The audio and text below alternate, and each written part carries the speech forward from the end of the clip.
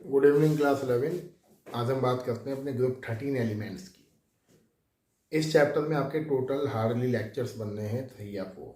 1 already बन चुका है, आज बनेगा और मे बी कल ये ख़त्म हो जाए लेसन, क्योंकि इसमें इसका जो मेजर पोर्शन है वो डिलीट कर दिया है। वो कहीं 12th के काम का है भी नहीं, तो 12th में जो काम का है वो CBSE ने रखा है। जैसे ये काम का है, देखिए आप फर्स्ट में तो वेक्टोलॉजी है आपकी। 13 ग्रुप में कौन है आपके? Boron, aluminium, gallium, indium and thallium. मैंने ट्रिक बताई थी, बैंगन, आलू, गोभी इन थैला। अब सबसे इंपॉर्टेंट चीज एल्यूमिनियम से रिलेटेड है। एल्यूमिनियम अर्थ क्रस्ट की मोस्ट अबंडेंट मेटल है, मतलब अर्थ क्रस्ट में सबसे ज़्यादा मिलने वाली मेटल कौन है? एल्यूमिनियम। क्योंकि दिमाग में क्या आता है, हर जगह आपको आयरन आयरन ही दिखता है, तो हम क्या बोलते हैं, सोचते हैं कि आयरन सबसे ज़्यादा मिलता होगा, बट अर्थ क्रस्ट में सबसे ज़्यादा मिलने वाला मेटल एल्यूमिनियम है। नंबर 2, अर्थ में मिलने वाला थर्ड मोस्ट अबंडेंट एलिमेंट है एल्यूमिनियम। मेटल में तो नंबर 1 है, बट ओवरऑल एलिमेंट्स में एल्यूमिनियम का नंबर आता है थर्ड। फर्स्ट नंबर पे सबसे ज़्यादा कौन मिलता है? ऑक्सीजन। जितने भी मेटल के ओर्स होते हैं सब में ऑक्सीजन मिलता है, आपको पता है। मैक्सिमम में तो ऑक्सीजन प्रेजेंट होता है। नंबर 2 पर आता है सिलिकॉन एंड नंबर 3 पर आता है एल्यूमिनियम। ये सब इलेक्ट्रोलॉजी वाली चीज़ें हैं। बोरोन अकर करता है बोरेक्स के फॉर्म में। ये फॉर्मूला आपके काम का है सकता है। ये फॉर्मूला क्या है बोरेक्स का? Na2B4O7.10H2। अब इसमें तो लर्न करना है फॉर्मूला इसका, हम कुछ नहीं कर सकते बेटा, आप भी कुछ नहीं कर सकते। कर्नाइट 10 की जगह 2 कर दोगे तो क्या बन जाएगा? कर्नाइट ऑर्थोबोरिक एसिड H3BO3। तो ये फॉर्मूला ध्यान रखना बोरेक्स का। बोरेक्स काम आता है गोल्ड और सिल्वर को मेल्ट करने में। ज्वेलर्स को देखा होगा आपने, वो गोल्ड और सिल्वर में बोरेक्स डाल देते हैं, तो बोरेक्स क्या करता है? उस गोल्ड और सिल्वर को मेल्ट करने का काम करता है। तो ये जो नोबल मेटल्स हैं उसके मेल्टिंग पॉइंट को डाउन करता है। ये इंपॉर्टेंट पॉइंट है इसका, सही है। तो what is the use of borax? Borax is use to melt और decrease the melting point of non reactive metals. Number 2, aluminium का सबसे मेन ओर कौन सा है? Bauxite ore, Al2O3.2H2O।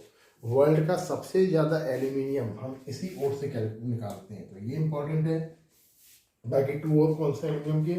एक है क्रायोलाइट Na3Al(F6), एक है फेल्डस्पार KAlSi3O8। बट सबसे इंपॉर्टेंट ये और ये है, ये ध्यान रखना है ना। दूसरी चीज आते हैं जनरल प्रॉपर्टीज पे। तो टॉप से बॉटम चलने पर बताया वो कहानी, टॉप से बॉटम चलने पर एटॉमिक साइज इंक्रीजेज। अब तो आपको रट्टे लग जाने चाहिए इन चीज़ों के। हाइड्रोजन में ये चीज़ पढ़ी, S ब्लॉक में पूरी पढ़ी आपने, P ब्लॉक में वही चल रहा है, इवन चैप्टर 3 में ये पढ़ कर आ रहे हो। अब तो मतलब आपको रट जानी चाहिए चीज़ें कि टॉप से बॉटम पे क्या होगा, साइज का क्या होगा, कोवलेंट का क्या होगा। लेक्चर भी ढंग से देख लोगे तो भी रट जाएंगे आपको चीज़ें 12th के लिए। देखिए, तो टॉप से बॉटम चलने पर क्या होता है? Atomic size increase. लेकिन यहाँ एक पंगा है, प्रॉब्लम है। बोरोन का साइज 86 पिकोमीटर है, क्योंकि अब जो चैप्टर चलेगा ना आगे जब 12th में पढ़ोगे वो डेटा के ऊपर चलेगा। वो ये कहने से काम नहीं चलेगा टॉप से बॉटम एटॉमिक साइज इंक्रीज, इसलिए उसमें डेटा दिया हुआ है।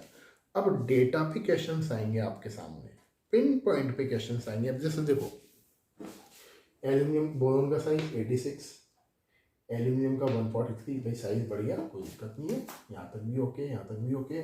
बट गैलियम का साइज तो छोटा हो गया, फंस गया पंगा। ये फिर बड़ा, ये बड़ा, ओके सही। तो जब आप 12th में P ब्लॉक पढ़ोगे तो वहाँ ये चीज़ें काम आएंगी डेटा के ऊपर आपके, और डेटा की प्रैक्टिस को अभी करा रहा है आपको 11th में, ताकि आप 12th में ना बोलोगे सर हमें तो आता ही नहीं है डेटा। देखना, डेटा लर्न नहीं करना है आपको, ये डिजिट्स लर्न नहीं करनी है। ये आपको लिखी हुई मिलेंगी क्वेश्चन पेपर में 12th में, आपको बस आंसर्स देने हैं कि रीज़न क्या है। अब यह क्वेश्चन बनता है कि एल्यूमिनियम का साइज गैलियम से बिगर क्यों है, जबकि छोटा होना चाहिए एल्यूमिनियम को, क्योंकि टॉप से बॉटम चलने पे साइज बढ़ता है। तो रीजन ये है my dear, when we go top to bottom in gallium d orbital filled and d orbital create poor shielding effect। पढ़ाया था मैंने प्रीवियस टर्न में। When we go top to bottom in gallium, d orbital filled. D orbital create poor shielding effect, and due to the poor shielding effect, size of gallium atom decrease. ये ध्यान रखना, बहुत important point है। दूसरी चीज आपसे बोलेगा indium और थैलियम का साइज अप्रोक्स सेम क्यों है। अब देखो यहाँ 86 से 143 बहुत ज़्यादा गैप है साइज में। 143 से 138 छोटा हो गया साइज, कोई दिक्कत नहीं है। 135 से 167 साइज का गैप ज़्यादा है। अब यहाँ देखिए 167 170 साइज का गैप क्या है, कम है। क्यों भाई, इनका साइज अप्रोक्स सेम क्यों है। हम क्या बोलेंगे, in indium and thallium due to the poor shielding effect size of atom contract are and found similar. Indium और थैलियम का जो एटॉमिक साइज है वो डी एंड एफ ऑर्बिटल के पुअर शील्डिंग इफेक्ट की वजह से अप्रॉक्स सेम हो जाता है। मतलब जितना साइज बढ़ना चाहिए थैलियम का उतना नहीं बढ़ता है। भाई यहाँ देखो कितना बड़ा, 86 से सीधा 143, अप्रॉक्स 60 साइज बढ़ गया, 60 पिकोमीटर। अप्रॉक्स की बात करो, यहाँ कितना बड़ा, ओनली 3 पिकोमीटर। ये ऐसा क्या कमाल हो गया। यही क्वेश्चन 12th में पी ब्लॉक में आते हैं। तो ये ऐसे क्वेश्चंस हैं जिनका पूरा जो हिसाब किताब है वो 11th में इस जगह मिलता है। तो अगर ये नहीं करोगे 11th में तो 12th में वो चीज़ समझ में नहीं आनी है। फिर चाहे कुछ भी कर लो, कैसा भी रिवीजन कर लो, कहीं भी पढ़ लो, कैसा भी काम कर लो, आपको तो ये आना जरूरी है। तो बॉटम के मेंबर में गैप कम होता जा रहा है। गैप कम क्यों हो रहा है, due to the poor shielding effect of d and f orbital. Simple logic. क्या होगा पुअर शील्डिंग इफेक्ट से, एटम का साइज छोटा हो जाएगा। क्लियर है। तो ये ध्यान रखना इंपॉर्टेंट है। क्वेश्चन भी लिखे मैंने, देखो एल्यूमिनियम का साइज बड़ा है गैलियम से, क्यों, due to the poor shielding effect of d orbital in gallium. Gallium में एफ ऑर्बिटल नहीं होता है तो डी पर ही ब्लेम लगाना है पूरा। इंडियम का साइज अप्रॉक्स थैलियम के इक्वल है, क्यों, due to the poor shielding effect of d and f orbital size of thallium not too much increase as we expect. Got it. तो ये ध्यान देना। आगे देखते हैं बेटा इसमें। देखिए बेटा आगे आते हैं इसकी जनरल प्रॉपर्टीज में। आयोनाइजेशन एंथैल्पी, वही ऐसा बेटा top to bottom ionization enthalpy decrease, but इतना आसान नहीं है, एक पंगा फंसा हुआ है। देखिए क्या, अब सबसे पहले आयोनाइजेशन एंथैल्पी कम क्यों होती है, रीजन क्या है, एज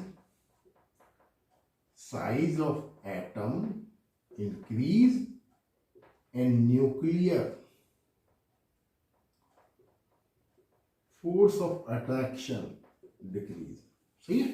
मतलब टॉप से बॉटम चलोगे तो एटम का साइज बढ़ेगा, और एटम का साइज बढ़ने की वजह से न्यूक्लियस का फोर्स ऑफ अट्रैक्शन कम हो जाएगा। और न्यूक्लियस का फोर्स ऑफ अट्रैक्शन कम हुआ तो क्या होगा, इलेक्ट्रॉन निकालना आसान हो जाएगा। लेकिन ये तो पूछेगा नहीं आपसे कि टॉप से बॉटम क्या होगा, ये स्टैंडर्ड तो अब है नहीं आपका।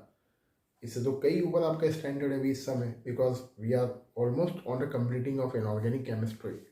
तो देखिए यहाँ पैटर्न क्या है, बोरोन से कम आयनेशन एंथैल्पी एल्यूमिनियम की, कोई दिक्कत नहीं है, बड़ा साइज है। लेकिन एल्यूमिनियम की आयनेशन एंथैल्पी से ज़्यादा है गैलियम की, मामला बिगड़ गया। गैलियम की ज़्यादा है इंडियम से, इंडियम की ज़्यादा है इसमें थैलियम से, तो कोई दिक्कत नहीं, ये भी सही है, ये सही है, ये सही है, सही। लेकिन एल्यूमिनियम की आयनेशन एंथैल्पी गैलियम से कम क्यों है, इसकी जो Ga की IE1 है वो ग्रेटर क्यों है एल्यूमिनियम की IE1 से, पीछे पड़ के आ रहे हो अभी। रीजन क्या है, गैलियम का एटॉमिक साइज एल्यूमिनियम से स्मॉल होता है। Gallium is having small atomic size, gallium छोटा होता है एल्यूमिनियम से, और गैलियम के छोटे होने की वजह से गैलियम के न्यूक्लियस का फोर्स ऑफ अट्रैक्शन ज़्यादा होता है। So gallium require more amount of energy in comparison of aluminium to release electron. तो अगर वो समझ में आएगा साइज वाला तो ये अपने आप क्लियर हो जाएगा। सही है। तो अगर पूछ लेता है कि आयनेशन एंथैल्पी का ऑर्डर क्या है, तो बोरोन से कम एल्यूमिनियम, बट एल्यूमिनियम से ज़्यादा हुआ कौन, गैलियम। तो यहाँ मामला बिगड़ रहा है, डिस्टर्बेंस हो रहा है।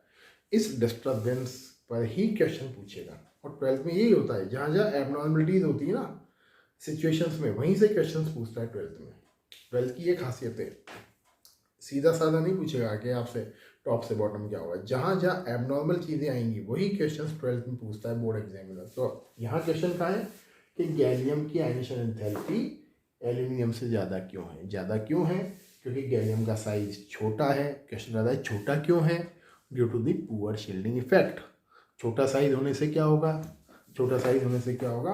न्यूक्लियस का फोर्स ऑफ अट्रैक्शन बढ़ेगा और इलेक्ट्रॉन मुश्किल से निकलेगा। ये क्वेश्चन तो यहाँ मैंने लिखा है, गैलियम की IE1 ज़्यादा है एल्यूमिनियम की I1 से। मिल गया आंसर। इंडियम की IE1 और थैलियम की I1 अप्रोक्स सेम है। क्यों?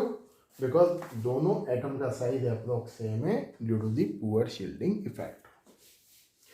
एल्यूमिनियम की IE1 मैग्नीशियम की I1 से कम क्यों है? अब क्वेश्चन है, ये लिखा आपने मैग्नीशियम और ये लिखा आपने एल्यूमिनियम। तो भाई आप जब लेफ्ट टू राइट चलोगे तो एटम का साइज क्या होगा? डिक्रीज। लेकिन फिर भी एल्यूमिनियम की IE1 मैग्नीशियम की I1 से कम क्यों है?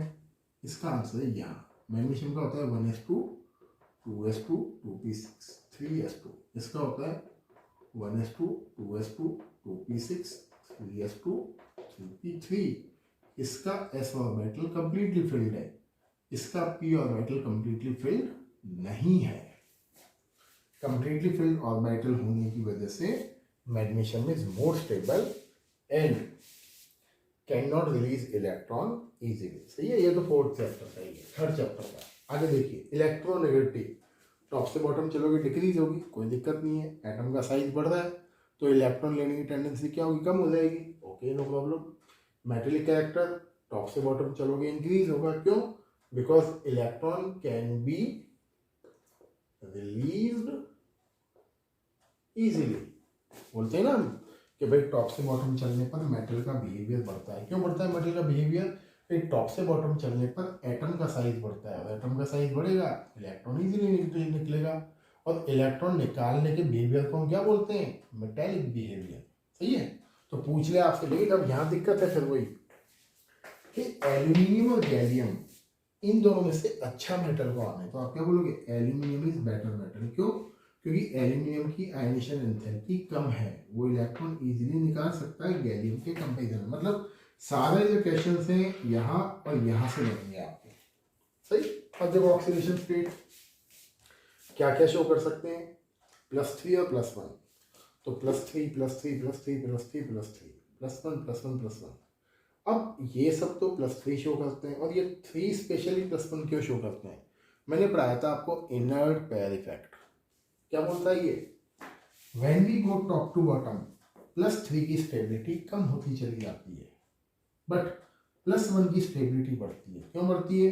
बिकॉज जो लोअर वाले मेंबर हैं, इन लोअर वाले मेंबर्स का, अब ध्यान से देखो इस चीज को, हमने क्या लिखा था जो 13 के लिए NH2 NP1, लोअर वाले मेंबर्स में पुअर शील्डिंग इफेक्ट होने की वजह से आपके s ऑर्बिटल के इलेक्ट्रॉन्स केमिकल रिएक्शन में पार्टिसिपेट नहीं करते हैं। इसीलिए लोअर वाले मेंबर डोमिनेंटली +1 ऑक्सीडेशन स्टेट को शो करते हैं। क्लियर? इसको बोलते हैं इनर्ट पेयर इफेक्ट। तो क्वेश्चन आ जाए आपसे पूछ ले कि TlCl3 और TlCl इन दोनों में ये ज़्यादा स्टेबल है। क्यों? ये कम स्टेबल है। तो आप क्या लिखोगे? TlCl3 में Tl की स्टेट +3 और TlCl में स्टेट +1। और कौन सी स्टेट ज़्यादा स्टेबल है? Tl में +1। Reason? Inert pair effect. Clear है? तो हालांकि इतने डेप्थ में जाएगा नहीं, ये सब मैंने थोड़ा सा, ये जो क्वेश्चन भी है 12th के लेवल का पूछा है आपसे, ताकि आपकी 12th से लिंक हो। मेन जो मकसद है P ब्लॉक पढ़ने का हमारा इस 11th में, वो है 12th के P ब्लॉक से चीज़ों को लिंक करना। क्योंकि 12th में जो P ब्लॉक एलिमेंट है वो 8 मार्क्स का चैप्टर है, सबसे ज़्यादा वेटेज P ब्लॉक का है। तो उस चीज़ को लिंक कर रहा हूँ मैं आपकी, है ना। तो बढ़े आगे और देखते हैं थोड़ा सा क्या है आगे। देखिए आगे बढ़ते हैं इसके कोवेलेंट आयनिक बिहेवियर पर। Then we will discuss boron and aluminium separately. ध्यान से देखिए, covalent and ionic behaviour s block में पढ़ाया आपने। टॉप से बॉटम चलने पर आयोनिक बॉन्ड का बिहेवियर बढ़ता है। तो आपने क्या लिखा, अगर आपने सपोज करिए रिएक्शन करी क्लोरीन से, तो बोरोन क्या बनाएगा, BCl3, AlCl3, GaCl, InCl, TlCl। अब देखो यहाँ तो बन रहा है +3 स्टेट, यहाँ भी बनता है +3, बट यहाँ क्या बन रहा है +1, ये +1 और ये +1, हो गया चेंज। ये छोटी छोटी चीजें देती हैं पेन। अब जो ढंग से नहीं पढ़ेगा 11th में, तो उसे ये चीजें समझ में नहीं आएंगी कभी 12th में, वो चक्कर खाता रहेगा। वो कहेगा मैंने तो 10th में पढ़ा था कि एक ही ग्रुप के मेंबर्स की केमिकल प्रॉपर्टी सेम होती हैं, वैलेंसी भी सेम होती हैं, ये क्या हो गया 12th में आकर। सर 12th में लिखते हैं एल्यूमिनियम +3 है, बोरोन +3 है, और नीचे जाकर लिखते हैं कि आपका थैलियम +1 है। अब मैं क्या करूँ? तो मैं क्या करूँगा, सिंपल जवाब है 11th के S ब्लॉक, हाइड्रोजन और P ब्लॉक के लेक्चर्स आराम से ध्यान से देखिए, बहुत समय है आपके पास अभी। You will have ample of time 12th को अच्छा करने के लिए। देखिए, तो +1 क्यों करते हैं, वर्ड शील्डिंग इफेक्ट या इनर्ट पेयर इफेक्ट। अब देखो ध्यान से, टॉप से बॉटम चलने पर आयनिक बॉन्ड का बिहेवियर बढ़ता है। क्यों बढ़ता है? बिकॉज टॉप से बॉटम चलने पर जो ये है boron, aluminium, gallium, indium, thallium, इसका मेटेलिक बिहेवियर बढ़ता है, और मेटेलिक बिहेवियर बढ़ने की वजह से इलेक्ट्रोनेगेटिविटी का डिफरेंस बढ़ता है and ionic bond character increase. Clear? So अगर मैं बोलता हूँ BCl3 और TlCl में ज्यादा आयनिक कौन है, तो आप क्या बोलोगे, TlCl इज मोर आयनिक। और मैंने बोला इसमें ज्यादा कोवलेंट कौन है, तो BCl3 इज मोर कोवलेंट। क्यों है भाई ज्यादा covalent? Because B+3 is small cation, और जबकि Tl+ क्या है, ये बिगर कैटायन। आप जानते हो फिजन्स का रूल, जिसका कैटायन छोटा होता है उसका बिहेवियर कोवलेंट होता है। पढ़ाता आपने इस ब्लॉक में, लिथियम क्लोराइड LiCl कोवलेंट है, याद है? वही कॉन्सेप्ट है यहाँ। तो आपसे पूछता है ये कि बॉटम से टॉप चलने पे क्या होता है, तो बॉटम से टॉप चलने पर कोवलेंट बिहेवियर बढ़ता है। क्लियर है? तो BCl3 कोवलेंट है और TlCl आयनिक है। Point number 1। दूसरी चीज, बोरोन के बारे में बात करते हैं। बोरोन का जो बिहेवियर है वो थोड़ा अलग है। क्यों? एटॉमिक साइज स्मॉल है, more electronegative in absent of vacant d orbital, इसीलिए बोरोन का छोटा साइज होने की वजह से क्रिस्टलाइन होता है, very hard and not form B+3 ion easily. अगर आपको बोरोन का B+3 आयन बनाना है तो इतना आसान नहीं है, बड़ी मुश्किल से हाई टेम्परेचर पर रिएक्शन करने के बाद B+3 आयन फॉर्म होता है। सही है? And boron form covalent compound. ये क्यों बना रहा है कोवेलेंट कंपाउंड? बिकॉज बोरोन के कैटायन का साइज छोटा होता है and according to Fajans rule small size cation can form covalent compound easily. दूसरी चीज, BF3 जो है आपका शॉर्ट ऑक्टेट मॉलिक्यूल है। यहाँ क्वेश्चन है, यहाँ क्वेश्चन है बोर्ड का, इन दोनों के बीच में क्वेश्चन है, बहुत सारे क्वेश्चन हैं। अब देखिए, BF3 is a short octet molecule, इसलिए हम इसको बोलते हैं लुईस एसिड। ये पढ़ाया मैंने आप इक्विलिब्रियम में। शॉर्ट ऑक्टेट मॉलिक्यूल क्यों है BF3? देखो, बोरोन बॉन्ड 1 बॉन्ड 2 बॉन्ड 3, कहाँ हुआ ऑक्टेट? 1 2 3 4 5 6, ऑक्टेट तो पूरा हुआ ही नहीं। तो BF3 क्या करता है, अपने ऑक्टेट को कंप्लीट करने के लिए ऐसे मॉलिक्यूल से रिएक्शन करता है जिसके पास लॉन पेयर प्रेजेंट हो, एंड ये मॉलिक्यूल क्या करता है, अपने लॉन पेयर को यहाँ देकर कोऑर्डिनेट बॉन्ड क्रिएट करता है, और ये कंडीशंस क्रिएट होती है BF3 NH3, और ये लॉन पेयर से बना लिया इसने कोऑर्डिनेट बॉन्ड। तो क्वेश्चन ये है, why does BF3 molecule react with lone pair containing molecules? तो आपको क्या लिखना है, BF3 to complete its octet react with lone pair containing molecule and form coordinate bond। आगे देखिए, एल्यूमिनियम। एल्यूमिनियम के सरफेस पर क्या होता है, प्रोटेक्टिव लेयर होती है Al2O3 की, जो एल्यूमिनियम को फर्दर कॉरोजन से बचाती है। 10th की चीज़ है, रिपीट हो गई बार बार। आगे देखिए, एल्यूमिनियम भी इसी की तरह है। Aluminium exist as a dimer to complete octet. अब जैसे AlCl3 की बात करते हैं हम, तो AlCl3 also short octet molecule. देखो ध्यान से, ये AlCl3 है, ये AlCl3 कहाँ ऑक्टेट कंप्लीट हुआ? 6 इलेक्ट्रॉन ही है। तो AlCl3 क्या करता है, अपना ऑक्टेट कंप्लीट करने के लिए थोड़ी सी ट्रिक चलता है। अब ट्रिक क्या है वो देखो आप ध्यान से, मेन टू ट्रिक है। क्या ट्रिक चलेगा? ये देखो इसको ध्यान से, इस तरीके से देखिए, ये ऐसे Al Al ये Cl Cl ये Cl, ये AlCl3 बना देगा। ओके, ये जो क्लोरीन है इसके पास लॉन पेयर है 1 2 3 4 5 6, ऐसे इसके पास लॉन पेयर है 5 6। ओके, ये जो क्लोरीन है अपने 1 लॉन पेयर का यूज करके इसके साथ बनाती है कोऑर्डिनेट बॉन्ड। ये जो क्लोरीन है अपने लॉन पेयर का यूज करके इसके साथ बनाती है कोऑर्डिनेट बॉन्ड, जैसे हमने बनाया था BeCl2 में, और ऑक्टेट कंप्लीट करती है। ये क्वेश्चन पूछा था मुझसे BSc में कि what is the actual formula of aluminium chloride. तो मैक्सिमम क्या बोलेंगे? AlCl3 बोलेंगे, बट एक्चुअल जो फॉर्मूला होता है एल्यूमिनियम क्लोराइड का नेचुरली वो होता है Al2Cl6। क्यों? क्योंकि AlCl3 अपने ऑक्टेट को कंप्लीट करने के लिए इस फॉर्म में अपने आप को एग्जिस्ट करता है। ये भी आपने NCERT में क्वेश्चन है, सही है। तो आगे देखते हैं कुछ और फिर एंड करते हैं लेक्चर को।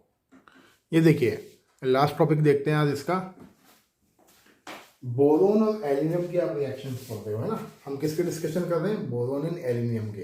तो रिएक्शन विद एयर देखिए, B+O2, B की वैलेंसी क्या है? +3, तो क्या बनाएगा ये? B2O3। क्या वैलेंसी होती है B की? +3, ऑक्सीजन की -2। कर लोगे क्रिस क्रॉस, AlO2 से क्या बनेगा? Al2O3। B की वैलेंसी क्या है? +3, नाइट्रोजन की -3, तो क्या बन जाएगा? Bn।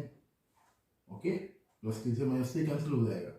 Aln की भी क्या बन जाएगा? Aln, aluminium nitride. ओके, तो यहाँ से तो क्या पूछेगा आपसे? तो सिंपल। आगे देखिए ऑक्साइड्स का बिहेवियर, टॉप से बॉटम चलने पर बेसिक ऑक्साइड का बिहेवियर बढ़ता है। मतलब आप क्या बोलते हो? टॉप से बॉटम चलने पर metallic behaviour increase, therefore basic oxide behaviour increase. क्यों भाई इंक्रीज? क्योंकि मेटल के जो ऑक्साइड्स होते हैं उनका नेचर क्या होता है? Basic oxides. पढ़ा हुआ है आपने 10th में। What do you mean by basic oxides? Oxides of metals are basic oxides, oxides of non metals are acidic oxides. तो वही चीज है।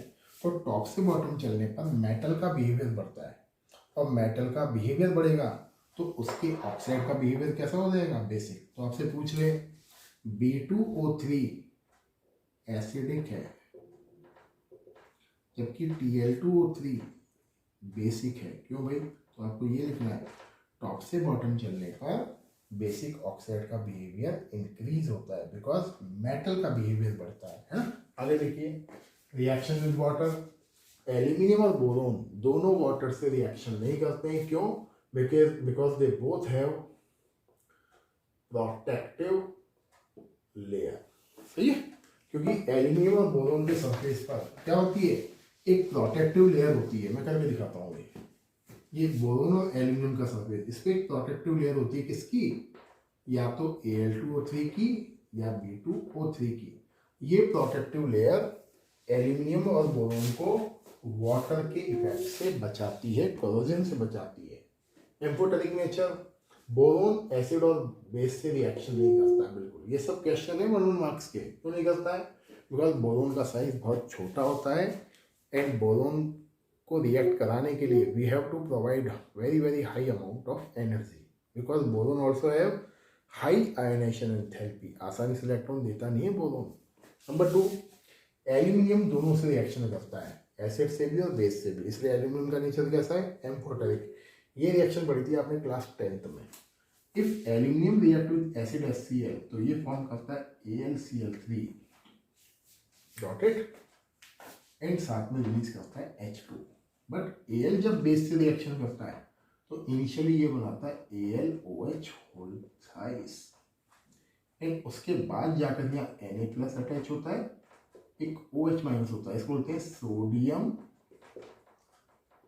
Meta aluminate. सॉल्युबल फॉर्म बनती है ये, बैलेंस आप कर लेना इसमें, है ना। तो ये एसिड और बेस के साथ रिएक्शन है। नेक्स्ट पॉइंट, रिएक्शन इजी है, तो क्या बन जाएगा BCl3, Al क्या बना लेगा AlCl3। तो जहाँ जहाँ सिंपल है मैं डिस्कस नहीं करूँगा, जैसे रिएक्शन सिंपल है, अब इसके आने के चांस नहीं है। ये क्या बोलते हैं, ये तो दे सकता है, हाँ ये सिंपल है। क्या पूछेगा आपसे। अब दूसरी चीज़, AlCl3 को हमें एयर टाइट कंटेनर में क्यों रखना चाहिए, ये इंपॉर्टेंट क्वेश्चन है। तो why we should place AlCl3 in airtight container? Reason है, if AlCl3 react with moisture, अगर AlCl3 के कांटेक्ट में मॉइस्चर आ जाए तो क्या होगा, बॉन्ड ब्रेक होगा यहाँ से ऐसे, और क्या बन जाएगा AlOH whole thrice and HCl, HCl की बन जाती है व्हाइट डेंस फ्यूम। अगर आप लैब गए हो केमिस्ट्री लैब में तो आप देखना AlCl3 की बोतल के आसपास व्हाइट डेंस फ्यूम इकट्ठा घूमती रहती है। मेरी लैब में तो है, हमारी लैब में है ऐसा।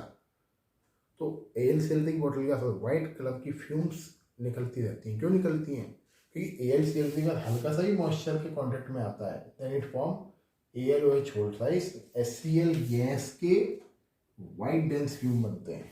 इसलिए AlCl3 should be kept in moisture less container. Anomalous behaviour of boron, वही लिथियम का भी आपने यही पढ़ा, यहाँ पे वही क्यों है एनामेलस बिहेवियर, छोटा साइज है बोरोन का, वैकेंट डी ऑर्बिटल नहीं है, इलेक्ट्रोनेगेटिविटी ज़्यादा है, इसलिए बोरोन का बिहेवियर उसके सेम ग्रुप के अदर एलिमेंट से थोड़ा सा अलग है। क्वेश्चन कैसा आ सकता है, boron does not form BF6-3, boron 6 bond क्यों नहीं बना सकता है, क्यों, क्योंकि बोरोन के पास ऑक्टेट को एक्सपेंड करने के लिए वैकेंट डी ऑर्बिटल नहीं है। Boron form only covalent compound, क्यों, बिकॉज बोरोन का cation B+3 very very small, and according to Fajans rule smaller size cation always form covalent compound. तो ये था आपका ग्रुप 13 एलिमेंट्स, इतना ही पढ़ना है आपको। नेक्स्ट हम स्टार्ट करेंगे group 14 elements. Okay, thank you and have a nice day.